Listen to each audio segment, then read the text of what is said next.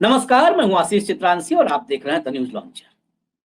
Opening, कहते हैं ना, अगर ग्रैंड ओपनिंग हो तो फिर फिल्म हिट हो जाती है। लेकिन अगर ओपनिंग में ही फिल्म पिट गई तो फिर कचूमर निकल जाता है प्रोड्यूसर, डायरेक्टर, सबका। अगली फिल्म मिलने में एक्टर को भी दिक्कत होती है, हीरोइन को भी दिक्कत होती है। हरियाणा में फिल्म की ओपनिंग ही पिट गई। मोदी जी ने जो ओपनिंग की, ओपनिंग में ही बेइज्जती हो गई। बेइज्जती के साथ शानदार आगाज। आपने कभी सुना है कि 5,000 लोगों की महारैली? मोदी जी की रैली में 5,000 लोग भी आना मुश्किल हो गया था। मुश्किल से 5,000 लोग जुट पाए हैं इस रैली में। और इससे भी बड़ी दुर्दशा, इससे भी बड़ी दुर्दशा, 9.5 साल जिसने राजपाट चलाया सामने से और 6 महीने से पर्दे पीछे रिमोट से चला रहा है, उसको छिपाना पड़ा है। मंच के बैकड्रॉप से ही गायब करना पड़ा है। मैं बात कर रहा हूं हरियाणा के परम प्रिय, ऐतिहासिक रूप से लोकप्रिय मनोहर लाल खट्टर के। मोदी के मंच से 10 साल से जो चलाया हरियाणा को, उसी का फोटो गायब है अगर, तो आप इसी से समझ लीजिए कि भाजपा की स्थिति क्या है और भाजपा की नीयत क्या है। स्थिति तो अलग है, नीयत क्या है। एक होता है ना कि किसी को मूर्ख बना देना। मूर्ख तो बहुत छोटा शब्द हो गया। हिंदी शब्दकोश में शब्द घट जाते हैं कई बार। फरेब की पराकाष्ठा जहां पर होती है, उससे आप 4 कदम और आगे जाइए, तब ये सब चीजें समझ में आएंगी। कैसे आज हरियाणा ये सवाल पूछेगा भी कि 10 साल जिसने हरियाणा चलाया वो तो आपके बैकड्रॉप में नहीं है, आप वोट मांगने कैसे आए हो, किस मुंह से आए हो? वो तो हरियाणा के लोगों ने पूछा नहीं। 5,000 लोग खड़े थे, उन्हें पूछ लेना चाहिए था कि भाई साहब 10 साल शासन करवाए, उसकी फोटो गायब कर दिए, अगली बार किसकी फोटो लगवाओगे, किसको लाओगे साहेब? बताइए आप, आपके पास क्या 10 साल की विरासत है? जब फोटो आप नहीं लगा सकते हो 10 साल शासन करने वाले के, आपको चुनाव ही लड़ना नहीं चाहिए। इससे बड़े नैतिक हार हो ही नहीं सकती है। लेकिन ये बात उसके लिए है जिसमें नैतिकता होती है। हेमंत अत्री जी को इन करिए कंट्रोल रूम, लाइए चर्चा। हेमंत जी, मैं भीड़ पर बाद में आऊंगा। भीड़ तो 5,000 की थी, भारी भरकम भीड़। टेंट हाउस वालों का के लिए लॉटरी लग गई। ये मजाक है। टेंट हाउस वालों का नुकसान होगा, भयंकर नुकसान होगा।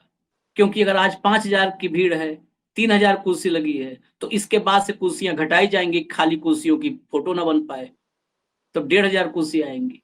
हाँ, इससे खुश कौन कौन होगा वो बता देता हूं। अभय चौटाला खुश होंगे, मायावती खुश होंगी, दुष्यंत चौटाला खुश होंगे, चंद्रशेखर खुश होंगे।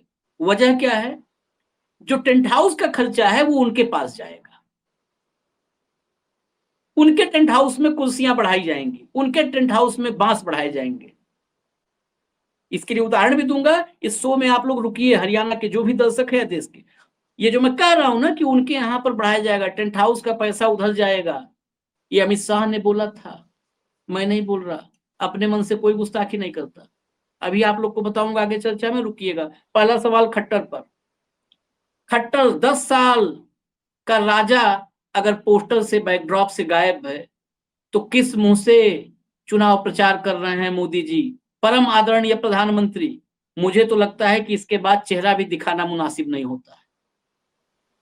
आशीष जी, बड़ा इंटरेस्टिंग सारा घटनाक्रम रहा आज का, जो कुरुक्षेत्र की रैली थी। जैसा आपने कहा, जो मौजूदा विधानसभा चुनाव है उसके कैंपेन की फॉर्मल लॉन्चिंग थी, एक तरीके से औपचारिक तौर पे उसका श्री गणेश था। और उसके श्री गणेश की हालत क्या हुई, जरा आपके दर्शकों के लाभ के लिए बता दूं। जिस थीम पार्क के अंदर ये कार्यक्रम था, वहां पर लगातार कल बारिश थी, आपको मैंने फोटोग्राफ भी भेजे, पूरा कीचड़ था। तो आज वहां पर करीब करीब 3,000 कुर्सियां लगाई गई और 2-1 हजार आदमी वहां पर खड़े हुए थे। उसके अलावा कोई भीड़ नहीं थी। और ये भीड़ किसकी थी वो बहुत महत्वपूर्ण है जानना। ये 23 निर्वाचन क्षेत्र है, 23 असेंबली सेगमेंट है हरियाणा के, लगभग 1/4 हरियाणा, क्योंकि 90 तो कुल ही है। और ये सारी सीटें कौन सी थी? 6 जिलों की सीटें जो जीटी रोड बेल्ट है, करनाल, कुरुक्षेत्र, अंबाला, यमुनानगर, पंचकुला, इस एरिया की पूरी। और ये बीजेपी का गढ़ है। अगर बीजेपी भी 2 बार आई है तो दोनों बार जीटी रोड बेल्ट और अहिरवाल के कारण ही आई, बाकी तो कहीं इनका कुछ है नहीं। और जैसा आपने कहा, बहुत ही इंटरेस्टिंग बात ये हुई कि ना केवल मनोहर लाल जो 10.5 साल के मुख्यमंत्री हैं, उनका फोटो बैकड्रॉप से गायब था, उनका किसी ने मंच से नाम भी नहीं लिया। और वो मुझे जो बताया, जो रिपोर्टर साथी थे, उनका कि जी हमें तो वो दिखाई भी नहीं दिया, हमें तो मंच ही दिखाई दे रहा था, इतनी दूर था मंच। तो मनोहर लाल को प्रैक्टिकली छुपा लिया गया अपने ही एरिया की, तो जिस एरिया को तो वो रिप्रेजेंट करते थे ना, करनाल से 2 बार के एमएलए, 2 बार के मुख्यमंत्री, और आज करनाल के मेंबर पार्लियामेंट, और केंद्र के बहुत ताकतवर मुख्यमंत्री, ताकतवर मंत्री, जिस देश के पास अडानी के प्रिय महकमे हो, बिजली मंत्री, और उसके बाद शहरी आवास, और वो मोदी की जनसभा में ना हो, अपनी ही बेल्ट में, क्योंकि ये तो मोदी की बेल्ट है ना, ये तो उसकी वो बेल्ट है ना मनोहर लाल की, करनाल और कुरुक्षेत्र सारा उसी में है। और वो उनका मंच से गायब रहना, मंच के ऊपर से फोटो हट जाना, ये बहुत कुछ कह रहा है। और फिर भी उनकी नाकामियों को कामयाबी बताकर वोट मांगने का जो दुस्साहस है, वो केवल प्रधानमंत्री नरेंद्र मोदी कर सकते हैं। तो आज की जो रैली हुई, जो जिसको जनसभा भी नहीं कहूंगा मैं, तो अगर बाकी हरियाणा के पैरामीटर्स आप देखेंगे तो हरियाणा में तो लाखों की रैलियां होती और इतनी भीड़ होती है कि मतलब 4 जिलों में जाम हो जाता है। वहां की आज स्थिति ये थी। दिल्ली की रैलियां हरियाणा के भरोसे होती हैं। जी जी जी। और 2,500 पुलिस वाले थे वहां पर। कुल भीड़ जो थी वो 5,000 थी, और 2,500 पुलिस वाले थे जो पूरे व्यवस्था को संभाल रहे थे, सुरक्षा को। तो 5,000 की सुरक्षा के लिए 2,500 पुलिस वाले थे वहां पर, और रैली स्थल की ये पूरी स्थिति वहां पर हुई। और सबसे इंटरेस्टिंग बात बार बार जो मुझे याद आती कि मनोहर लाल को गायब क्यों किया गया, और प्रधानमंत्री ने क्या कहा कि यहाँ का बेटा यानी कि नायब सिंह सैनी, इनको आशीर्वाद दीजिए। आपने आशीर्वाद दिया है क्या उनको?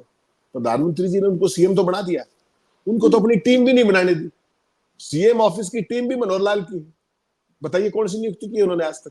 एक नियुक्ति बता दीजिए सीएम ऑफिस में। जो मनोहर लाल के पीए थे उनको ओएसडी बना दिया, इसके अलावा तो कुछ नहीं किया नायब सिंह सैनी ने। और जिस व्यक्ति को मुख्यमंत्री आपने बनाया, वो बेचारा कह रहा है मैं तो करनाल से लड़ूंगा, आप उसको लाडवा से लड़ा रहे। टीम उसकी नहीं, कंस्टिट्यूएंसी उसकी पसंद की नहीं, तो टिकट सारी मनोहर लाल बांट रहे हैं। तो नायब सिंह सैनी को आशीर्वाद किस काम के लिए दिया जाए? हरियाणा की जनता सवाल तो पूछेगी। आप बताइए, जिस व्यक्ति को ये नहीं पता बतौर मुख्यमंत्री कि आज चुनाव की घोषणा होने वाली है, और वो कह रहे चुनाव समय पे होगा, और ठीक 3.5 घंटे बाद आपने देखा 2 बजे चुनाव की घोषणा होगी। ऐसे व्यक्ति के लिए आशीर्वाद मांग रहे हैं नरेंद्र मोदी जी। ये हरियाणा की जनता देख रही है कि जो मनोहर लाल को छिपाया गया है वो बिना मतलब नहीं है, और जो नायब सिंह सैनी को दिखाया जा रहा है वो भी बिना मतलब नहीं है। चेहरा किसी का, कमाल किसी का। ये जो सारा का सारा षड्यंत्र है, इसको हरियाणा की जनता अच्छे से समझती है। आज भी मनोहर लाल के पास सरकार का भी रिमोट है, संगठन का भी रिमोट है, और ये पूरा हरियाणा जानता है उन्होंने किस किस सीट पर क्या क्या खेल किया है। जब उनके चेलों की टिकट कट गई तो उन्होंने पूरी भाजपा को निपटाने का ठेका ले लिया, और जो काम पिछली बार उन्होंने दुष्यंत के साथ मिलकर किया था, अब वही वो सेटिंग सारी की सारी वो कहीं और कर रहे हैं उसी परिवार में। तो ये भी जो सारी चीजें हैं, ये बहुत हरियाणा की जनता बहुत करीबी से देख रही है। आज की रैली ने एक बात साबित कर दी कि भारतीय जनता पार्टी का अपने कोर एरिया के अंदर धरातल बिल्कुल खिसक चुका है, पैरों के नीचे से जमीन निकल चुकी है। बिल्कुल। और जो आपने कहा, मैं सोच रहा था कि कब आप ये बात बोलेंगे, जिसे चुनाव की तारीख नहीं पता, जिसे टिकट किसको मिलेगा नहीं पता, जिसके हाथ में जो फेस है, जिसको चेहरा बनाया है, उसको पता ही नहीं है कि 90 में किसको टिकट मिलना है। एक भी नहीं पता था, अपना नहीं पता था। बाकी आशीष तो जी अपना नहीं पता, अपना अब वही टिकट मैं नहीं कर पता। नवासी तो छोड़ दो, आप अपना ही नहीं पता है। अपने के लिए ही इंतजार करते हैं कि कब आएगा, गूगल खोल करके चेक करते रहते हैं कि गूगल पे सूची देख लें कि हमारा कहां से नाम आ रहा है। जिसको खुद गूगल से जानकारी मिल रही है, उसको आशीर्वाद हरियाणा के लोग देते हैं, हाँ, रबर स्टाम्प बनाने के लिए। खैर, अब आते हैं जरा कंट्रोल रूम, वो भीड़ दिखा दीजिए। अभी हेमंत जी ने बताया कि 23 प्रत्याशी लाए थे, इसका मतलब 23 प्रत्याशी, 23 दूनी 46, तो 225 वोट हर प्रत्याशी का फिक्स है, इसका मतलब पक्का करीब 225 के आसपास वोट सबका फिक्स। अगर 23 प्रत्याशी मिलके 5,000 लोग लाए हैं, और कीचड़ भी वहां पे पर्याप्त किया गया है ताकि कमल खिल सके। आप देख लीजिए, कीचड़ वहां पे पर्याप्त है। क्योंकि कीचड़ पहले फैलाते हैं और फिर कमल खिलाते हैं। ये देखिए आप, कीचड़ है, कुर्सियां खाली हैं, वही जो बताया हेमंत जी ने, 3000 कुर्सियां हैं, 2000 लोग खड़े किए गए हैं दाएं बाएं। कुर्सियां, ये भी एक तरीका होता है। ये राजनीति के रणनीतिकार जो होते हैं, चुनावी रणनीतिकार, ये सब उसमें भी चैप्टर है इसका। हालांकि अब तो जेएनयू में, डीयू में इसके कोर्स होने चाहिए, इसमें भी ग्रेजुएशन पोस्ट ग्रेजुएशन होना चाहिए। इसमें इसलिए कुर्सियां कम की जाती हैं कि कुर्सी 500 रहेगी, 500 लोग खड़े होंगे तो वो भीड़ दिखेगी कि 500 कुर्सी थी और 500 खड़े हो गए, तो इसीलिए कुर्सियां कम की जा रही हैं। नहीं तो 20,000 कुर्सियां भी लगती थी। और इसी लोकसभा चुनाव में हमने महाराष्ट्र की एक तस्वीर दिखाई थी जिसमें 50,000 कुर्सियां लगी थी और 5,000 लोग आए थे। तो खाली खाली कुर्सियां ही ड्रोन से नजर आ रही थी। तो इसलिए कुर्सियां घटाई जा रही हैं। जैसे जैसे लोकप्रियता घट रही है उसके रेशियो में उससे तेजी से कुर्सी घट रही है। अब आते हैं इस जो है भीड़ पर। खट्टर गायब थे, भीड़ गायब थी, खट्टर गायब, भीड़ गायब, सब गायब। इसमें जो है 5,000 लोग भी नहीं आए। इसके बाद कैसे रैली आगे करेंगे मोदी जी? पहला सवाल तो ये है, दो पार्ट, कि आगे मोदी जी कैसे रैली करेंगे, आएंगे या कहेंगे नहीं भाई तुम ही लोग कर लो रैली? दूसरी बात, खट्टर को छिपाकर क्या हरियाणा के लोगों को मूर्ख बनाने में कामयाब हो जाएगी भाजपा कि खट्टर नहीं है, सैनी है? नहीं आशीष जी, देखिए जो आपने सवाल किया, मनोहर लाल को अपनी ही कंस्टिट्यूंसी में छुपा देना, अपने ही एरिया में छुपा देना, ये बहुत सारी बातें कह रहा है।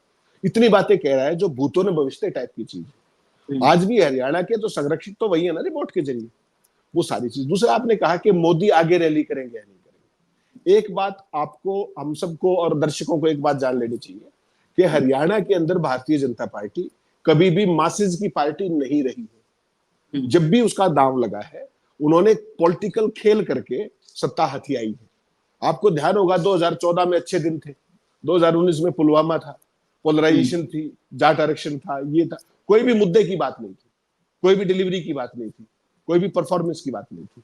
और जब भी ये रैलियां करते हैं, इनकी बड़ी से बड़ी रैली के अंदर भी 20-30 हजार ही लोग होते हैं, उससे ज्यादा नहीं होते कभी भी। आज तो सारे रिकॉर्ड तोड़ दिया, आज तो 5,000 रह गए, तो कोई बड़ी बात नहीं। दूसरा एक बात और देखनी पड़ेगी हरियाणा की दृष्टि से, अगर आप देखेंगे आशीष जी, हरियाणा के अंदर भारतीय जनता पार्टी और कांग्रेस जब भी कभी आमने सामने हो विधानसभा में, कभी भी बीजेपी जीत ही नहीं सकती। हरियाणा की टोपोग्राफी, डेमोग्राफी और सारी स्थितियां ऐसी हैं, कास्ट कम्बिनेशन ऐसी। हरियाणा में भाजपा का दांव कब लगता है? जब मल्टीपोलर कंटेस्ट कराए जाए। तो इस बार आप देख रहे होंगे कि किस साजिश के तहत कितने बड़े बड़े खेल हो रहे हैं लगातार पर्दे के पीछे से। किसके साथ कहां की सेटिंग, इलाहाबाद की सेटिंग आप लाडवा में हो रही है, गन्नौर की सेटिंग कहीं और हो रही है, कहीं पे निगाहें कहीं पे निशाना, अंडरस्टैंडिंग के। और इस बार हरियाणा के इतिहास में पहली बार है, पॉलिटिकल इतिहास में, 58 साल का इतिहास है हरियाणा का, 66 में हरियाणा बढ़ा था, कि पहली बार 5 दल चुनाव मैदान में सीधे हैं और बाकी इंडिपेंडेंट्स वगैरह और स्पॉन्सर्ड और वो सारे अलग। और वो 5 दल कौन कौन से हैं? कांग्रेस, बीजेपी, आम आदमी पार्टी, इनेलो और जेजेपी। 5 तो सीधे कर दिए ना। वो क्यों? वो और अभी भी उसमें फर्दर बंटवारे की कोशिश की जा रही है। उसमें भी अलग अलग रणनीति के तहत कैंडिडेट खड़े किए जा रहे हैं। सावित्री जिंदल इंडिपेंडेंट खड़ी है साहब, बताइए। देवेंद्र कादियान जो मनोहर लाल के ब्लू आइड बॉय, वो गन्नौर में इंडिपेंडेंट खड़े हैं। 2 ब्राह्मण हो गए, जाट बीच में से निकल जाएगा। तो जितनी साजिशें षड्यंत्र भाजपा कर सकती है, मनोहर लाल का जो दिमाग है उसमें सारी चीजें वो की जा रही है। केवल उनकी इच्छा क्या है, उस मंशा को समझिए। वो मंशा केवल इतनी है कि हरियाणा में, जैसे जेपी दलाल ने कहा था ना, कि पहली बात तो कांग्रेस आती नहीं, और आ गई तो 6 महीने में हमारे दिल्ली वाले तोड़ देंगे उसको। तो उस पर काम चल रहा है कि ये चाहती है भाजपा कि किसी भी तरीके से गेम को इतना उलझा दो, जनता को कंफ्यूज कर दो, जाति और धर्म और जो ये ड्रामे करते हैं उसके बेस पर हरियाणा में किस तरीके से त्रिशंकु विधानसभा आ जाए। बाकी खेल हम अपने आप कर लेंगे। हाँ, बाकी सारे त्रिशंकु तो मास्टर है। इसी पर मैं जो शुरुआत किया था, हम फिर अगले पर आएंगे कि झूठ का पुलिंदा। खैर, झूठ का पुलिंदा हम खबर नहीं मानते, मोदी जी जब सच बोलते हैं तब हमारे लिए बड़ी खबर हो जाती है। जो मैंने कहा था कि अब आज जो रैली हुई है 5,000 की भारी भीड़ देख करके, ये लॉटरी किसकी खुली? अभय चौटाला, बहन जी, चंद्रशेखर, दुष्यंत, इन सब की लॉटरी खुल गई। इसके पीछे की वजह मध्य प्रदेश का चुनाव याद कीजिए आप। मध्य प्रदेश के चुनाव में जब ग्वालियर मुरैना का जो जोन है, जैसे मालवा का अलग है, विंध्य अलग है, मध्य प्रदेश में जो पार्ट अलग अलग राजनीतिक क्षेत्र बटे हुए हैं, तो जो ग्वालियर मुरैना का क्षेत्र था, उस क्षेत्र में जब कार्यकर्ताओं के साथ बैठक करने के लिए गए अमित शाह, भयंकर बगावत की स्थिति थी, गए तो उन्होंने कार्यकर्ताओं से कहा कि बसपा और सपा के प्रत्याशियों को चुनाव लड़वाओ अच्छे से, उनको जो भी चाहिए उनको उनकी मदद करके, मतलब उनको चुनाव लड़वाओ अपने तरफ से। वजह क्या थी कि वो सीमा लगा हुआ है, वो लगी हुई सीमा है उत्तर प्रदेश से, वहां पर सपा के साथ कमलनाथ के बड़बोलेपन में, या बड़बोलेपन में क्या, वो स्ट्रेटजी थी, कमलनाथ ने तो बेड़ा ही गर्क किया मध्य प्रदेश में। कमलनाथ ने अखिलेश यादव को ही कह दिया, अखिलेश यादव कौन, जो आज की तारीख में देश की 3rd लार्जेस्ट पार्टी है,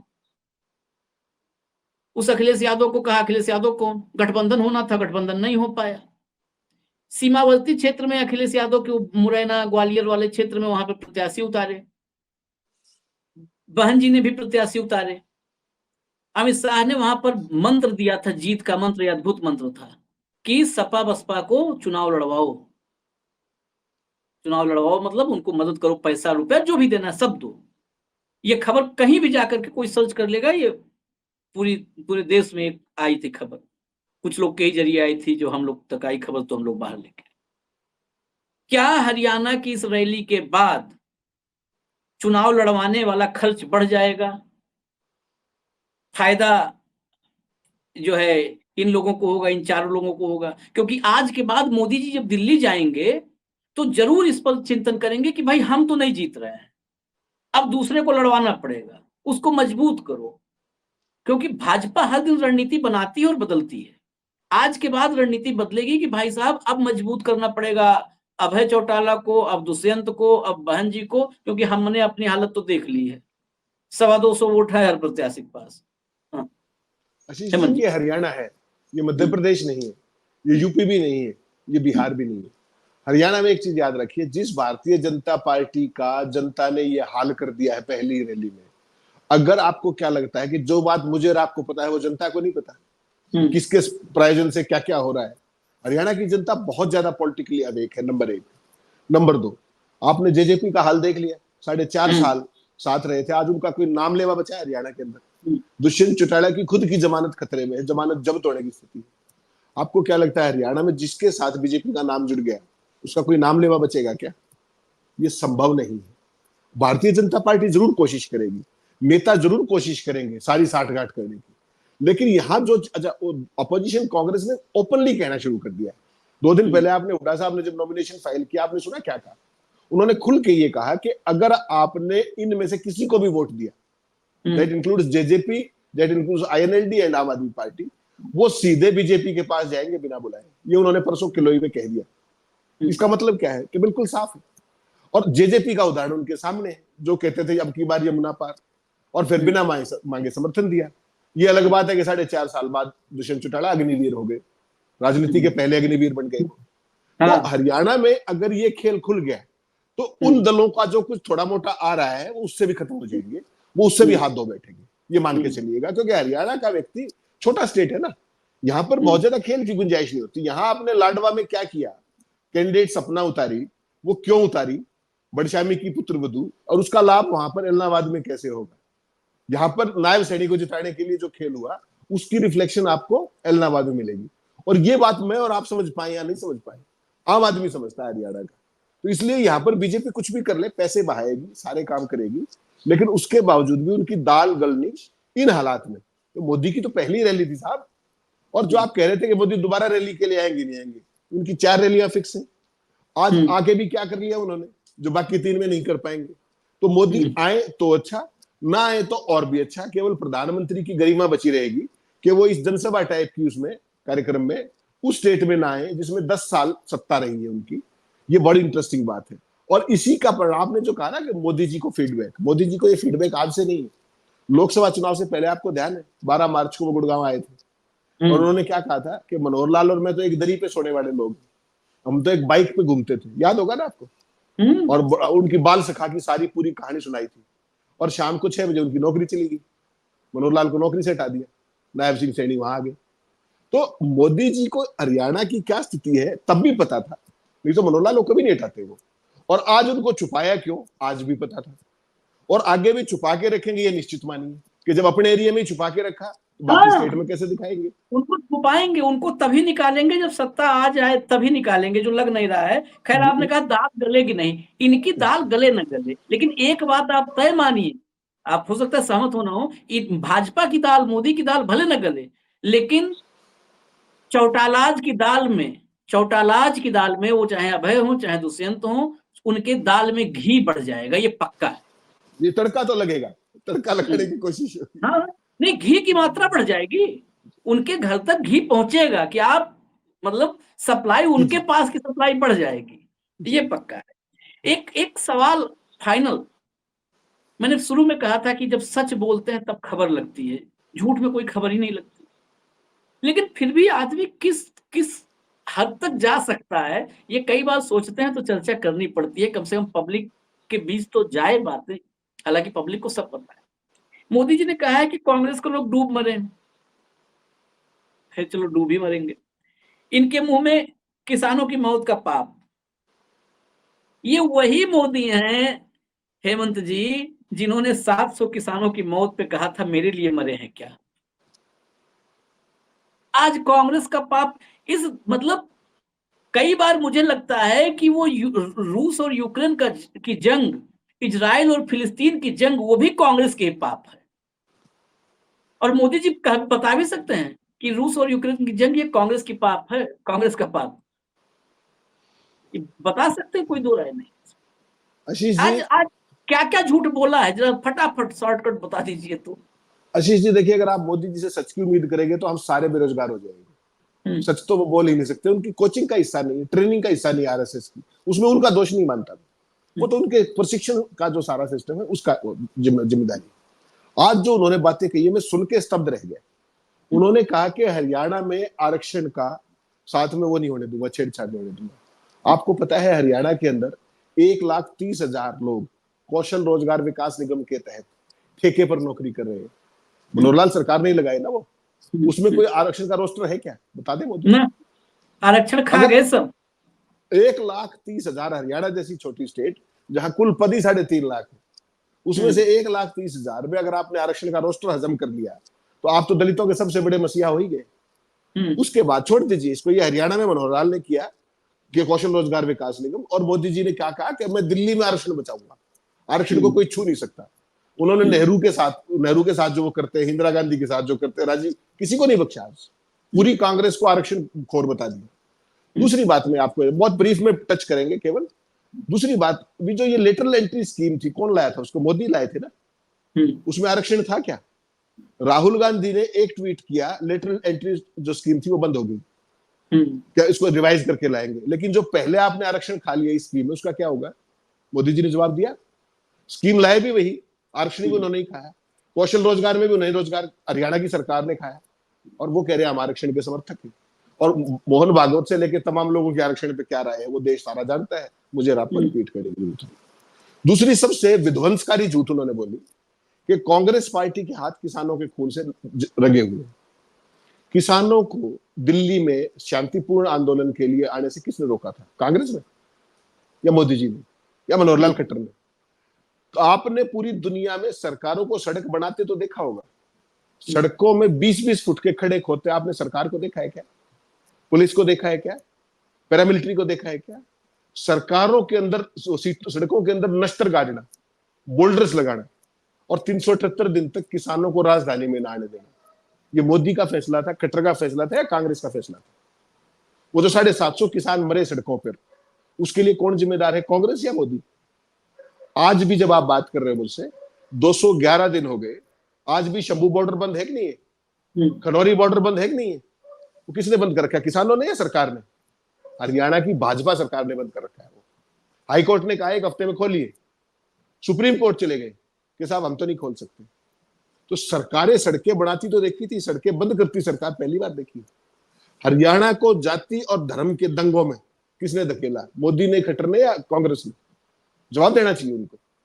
जितनी पुलिस फायरिंग में 10 सालों में हरियाणा में लोग मरे हैं, इतने हिंदुस्तान में कहीं नहीं मरे, उसमें कश्मीर में भी नहीं मरे सिविलियंस। ये राज्यसभा के अंदर गृह राज्य मंत्री का जवाब आप कहेंगे तो मैं भेज दूंगा। ये किया है इन्होंने हरियाणा के साथ।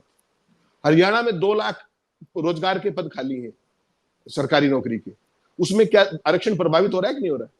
उन दलितों को नौकरी चाहिए कि नहीं चाहिए? 10 साल के शासन में अगर आप वो नौकरियां नहीं दे पाए तो आप तो दलितों के बहुत बड़े मसीहा हैं।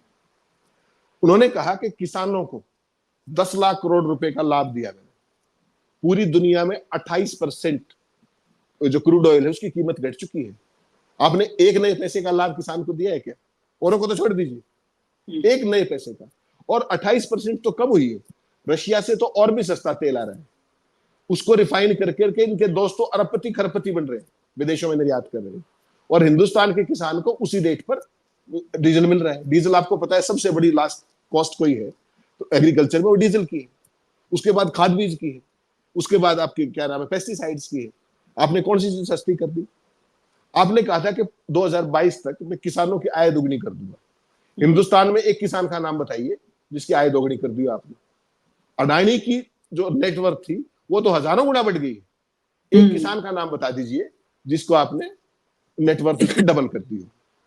हरियाणा के अंदर अगर आप बात करेंगे स्पेसिफिकली, आज हरियाणा के किसान सड़कों पर, हरियाणा के जवानों को अग्निवीर बना दिया, पहलवानों को सड़कों पे घसीट दिया। और मोदी जी क्या करेंगे? शर्म कांग्रेस को आनी चाहिए। ऐसी शर्मनिरपेक्षता आशीष जी आपने कभी नहीं देखी होगी। मतलब गलती मैं करूंगा और शर्म आपको आनी चाहिए, ये कमाल है। और ये उस आरएसएस की उस प्रशिक्षण फैक्ट्री का परिणाम है, उसकी कोचिंग का कमाल है कि वो किस तरह के संशोधन बनाते हैं। जो व्यक्ति, नेहरू जी कब चले गए थे? आज से 60 साल पहले। आप उन्हीं के पीछे पड़े हुए अब तक। आप इंदिरा गांधी के पीछे पड़े हुए, 40 साल पहले चले गई थी। आप राजीव गांधी के पीछे पड़े हुए। अपना बताइए कि मैंने क्या किया, मैं क्या करूंगा, मेरी अचीवमेंट्स ये है, मेरा रोड मैप ये है, मेरा विजन ये है। 10 साल के बाद तो यही होता है ना। और आप क्या कह रहे हैं कि कांग्रेस का मुंह काला, कांग्रेस का ये कह रहे हैं कि ओपीएस का नाम नहीं ले रही कांग्रेस। मैं आपको गारंटी देता हूं हरियाणा का जो मैनिफेस्टो आएगा कांग्रेस का, जो मुझे पता लगा है, जो भाषणों में चल रहा है, भूपेंद्र हुड्डा का पहला वायदा ओल्ड पेंशन स्कीम का होगा।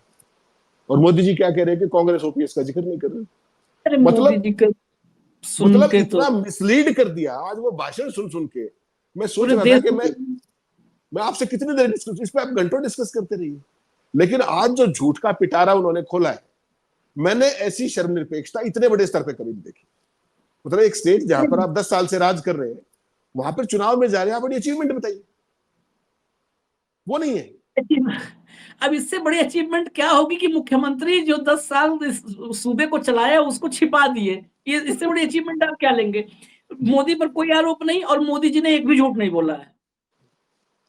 आप हेमंत जी एक बात बताइए, आप घर का नाम आपका भी कोई होगा ना, जिसे हर आदमी रखता है। हमारे आपको सबके घर के नाम माता पिता माँ बाप उसी नाम से पुकारते हैं, घर वाले पुकारते हैं। बच्चों का नाम भी हम लोग घर का रखते हैं, स्कूल का नाम रखते हैं।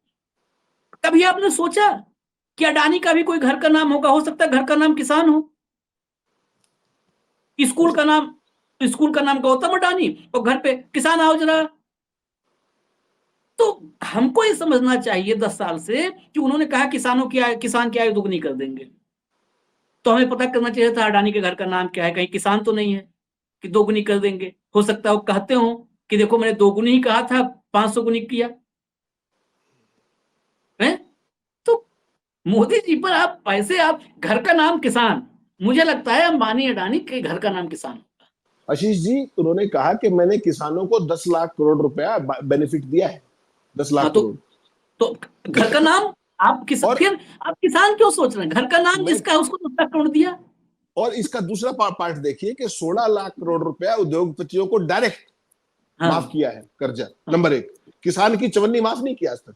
और उसके बाद अडानी को थ्रो अवे प्राइसेस पे किस तरीके से चीजें बेची जा रही हैं, सरकारी संपत्ति, प्राइवेट संपत्तियों का अधिग्रहण, और फिर बैंकों के साथ उनका गोल्डन हैंडशेक कराया जा रहा है। मतलब मैं हैरान हूं, हजारों हजार करोड़ रुपया अडानी का घर भरा जा रहा है ब्रॉड डे लाइट में, तथ्यों के साथ सारी चीजें सामने है। सेबी की चीफ क्या कर रही है देश में, खुद सारे के सारे धंधे कर रही है वहां सेबी में बैठ के, और वो आज तक उसको कोई छूने वाला नहीं, उसको कोई ये कहने वाला नहीं कि आप इस्तीफा दे दीजिए।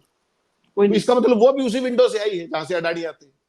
मैं कमाल देखता हूं साहब, ऐसा आपने दुनिया में नहीं देखा होगा कहीं, कि जितनी कंट्रोवर्सी बढ़ती जा रही है वो उस कुर्सी पे उतनी मजबूत होती जा रही है। ये गजब देखिए, इस देश में सुप्रीम कोर्ट का आपने हाल देख लिया, गणपति पूजा हो रही है। आपने देखा मोदी जी, देखिए 4 तंत्र है देश के अंदर। मोदी जी को आपने देखा मंत्रियों की कैसे क्लास लगाते हुए हाथ जोड़े खड़े थे। उसके बाद आपने जुडिशरी को देख लिया, मीडिया से कैसे मिलते हैं यूं करके, जो आपने देखा सब। तो बचा कौन? कार्यपालिका का क्या हाल कर रखा है, किसी ब्यूरोक्रेट की मजाल नहीं है सांस निकाल दे। तो ये डेमोक्रेसी है। और उसके बाद वो हरियाणा में कह रहे हैं कि हम तो हैट्रिक बनाएंगे। अगर हरियाणा में मोदी जी के कहने से अगर अब भी हैट्रिक लगी, तो वास्तव में आशीष जी मैं तो स्वीकार कर लूंगा माननीय खट्टर जी की जो अमर वाणी है कि कंधे से ऊपर हम कमजोर है, मैं तो मान लूंगा। और आगे से मेरा आप नाम भी बेशक कंधे से ऊपर कमजोरी लिख दिया कीजिएगा, हेमंत अत्री हटा दीजिएगा, कि मोदी जी को इतना भरोसा है अगर, तो मेरा भी लिखिए आप कंधे से ऊपर कमजोर। This is too much. ये बिल्कुल इस बात से ये मैं दर्शकों से भी कर दूं, ये हमारी बातें थोड़ा व्यंग या हास्य लग सकती हैं, लेकिन ये हंसने का विषय नहीं है। ये व्यंग हास्य है, लेकिन इस व्यंग हास्य के पीछे दर्द बहुत है। दर्द ये लोकतंत्र और संविधान पर जो खतरा है, शायद अगर आप लोग कोशिश करें देखने के लिए ना, उसको देखने की कोशिश करें, तो ये पीड़ा आप में भी होगी। ये अंधभक्तों को नहीं होती है। मैंने करीब से, ये इस चर्चा में नहीं कहना चाहिए लेकिन आखिर में कहता हूं, करीब से ऐसे ऐसे लोगों को देखा है जो अपने पिता को एक गिलास पानी नहीं दिए, वो मोदी के लिए, अगर मोदी की आलोचना पिता कर दे तो पिता को मारने के पे उतारू हो जाते हैं। और ऐसा कोई भी व्यक्ति राष्ट्रभक्त हो ही नहीं सकता जो एक व्यक्ति का भक्त हो गया। क्या मोदी राष्ट्र हो जाएगा? क्या मोदी संविधान हो जाएगा? क्या मोदी भारतवर्ष हो जाएगा? नहीं हो सकता। वो कोई नहीं हो सकता। मोदी नहीं, वो नेहरू, गांधी, कोई नहीं हो सकता। अगर बापू को ही, जिनकी वजह से पूरी दुनिया में इज्जत मिलती है, अगर कोई भी जाता है, मोदी को भी विदेशों में इज्जत मिलती है, तो वो महात्मा गांधी और जवाहरलाल नेहरू की वजह से मिलती है। लेकिन अगर कोई कहे कि नहीं महात्मा गांधी ही भारत हैं, तो मैं उससे भी इत्तेफाक नहीं रखूंगा, जबकि मैं बापू की, गांधी की दिल से इज्जत करता हूं। इस धरती पर पैदा हुआ एक महामानव, अंबेडकर, गांधी इस धरती पर पैदा हुए महामानव थे, लेकिन वो भी देश नहीं हो सकते हैं। ऐसा डोज दे करके इंजेक्ट किया नशा कि व्यक्ति को देश मान लिया। तो कंधे से ऊपर खाली बताएंगे ही लोग, लेकिन कंधे से ऊपर खाली नहीं है। ये जनता जब कंधे के ऊपर भर जाती है ना, खाली नहीं, जब भर जाती है, तो फिर वाकई अभी तो मंच पे छिपाया है ना, फिर समाज में छिपने की जगह नहीं मिलती है। कहां कहां छिपोगे और कहां कहां छिपाओगे, हरियाणा हिसाब लेगा और ढूंढ के निकालेगा। इजाजत दीजिए, चर्चा थोड़ी लंबी हो गई, क्षमा कीजिए। और फिर अब तो हरियाणा का घमासान बढ़ चुका है। जल्द ही आपके बीच न्यूज लॉन्चर हरियाणा में भी आ रहा है, बहुत जल्द, 1 से 2 दिन के भीतर हरियाणा में भी हम कोशिश करेंगे कि आए आपके बीच, बैठकर आपसे हरियाणा की बातें करें। हेमंत जी को भी हरियाणा में अपने साथ कुछ थोड़ा बहुत सफर में परेशान करेंगे। इजाजत दीजिए, आपके साथ हरियाणा की चर्चा हमारी बनी रहेगी, संवाद बना रहेगा लगातार, चुनाव हो या ना हो। नमस्कार।